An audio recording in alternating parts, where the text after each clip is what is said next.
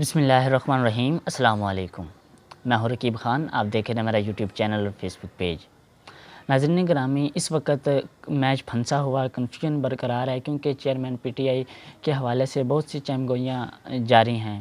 कोई नया chairman PTI कौन होगा, इस पर भी बात करेंगे। जबकि आज इलेक्शन कमिश्नर सुल्तान सिकंदर राजा की सरबराही में 5 रुकनी बेंच भी आज समाअत करेगा इमरान खान के हवाले से, उस पर भी बात करेंगे। जबकि नया चेयरमैन पीटीआई कौन होगा, इस पर भी कल तोशाखाना केस के हवाले से भी इस्लामाबाद में जस्टिस आमिर फ़ारूक साहब, इस पर भी तमाम गुफ्तगू का बाकायदा आगाज़ करते हैं। क्योंकि रात गए अली मोहम्मद ख़ान और शहबाज गिल भी मैदान में कूद पड़े हैं। शेर अफजल मरवत ने भी बाकायदा तौर पर चेयरमैन पीटीआई का जिस उम्मीदवार को नामज़द किया गया है उसका नाम कन्फर्म कर दिया है। क्योंकि सबसे पहले बात करते हैं, क्योंकि कल शेर अफजल मरवत ने इमरान खान से मुलाकात के बाद कल प्रेस कॉन्फ्रेंस की, उसमें बताया कि इमरान खान साहब इंट्रा पार्टी इलेक्शन में हिस्सा नहीं लेंगे, जबकि चेयरमैन पीटीआई के लिए एक नया नाम आएगा। रात गए उन्होंने वसीम बदामी के प्रोग्राम 11th आवर में गुफ्तगू करते हुए बताया है कि barrister Gohar Khan chairman PTI के उम्मीदवार होंगे। जबकि तर्जमान पीटीआई शोएब शाहीन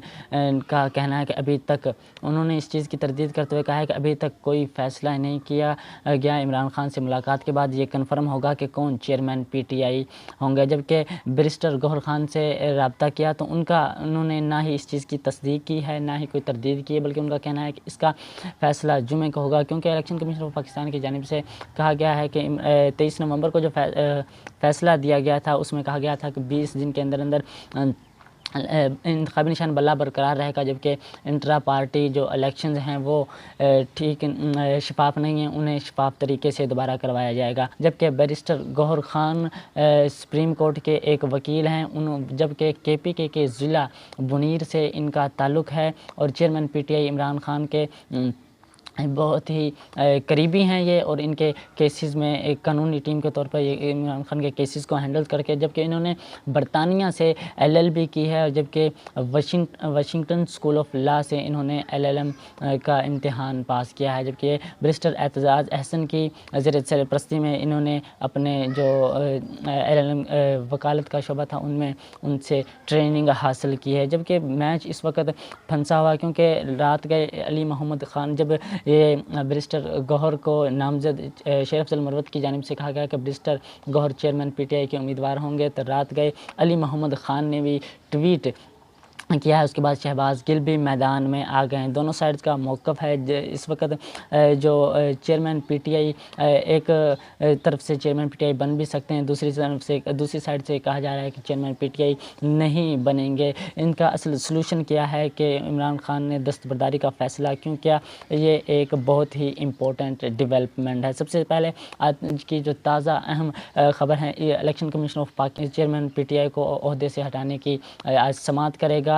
5 रुकन चीफ इलेक्शन कमीशन सुल्तान सिकंदर राजा की सरबराही में 5 रुकनी बेंच समाअत करेगा। जबकि खालिद महमूद नामी शख्स ने दरख्वास्त दे रखी है क्योंकि तोशाखाना में केस में इमरान खान को सज़ा हुई थी। इसके बाद चेयरमैन इमरान खान पार्टी के चेयरमैन नहीं रह सकते। जबकि इसमें जब चीफ़ इलेक्शन कमिश्नर सुल्तान सिकंदर राजा समाअत करेंगे तो पाकिस्तान तहरीक इंसाफ के जो वकला हैं वो इसमें अपना जवाब जमा करवाएंगे।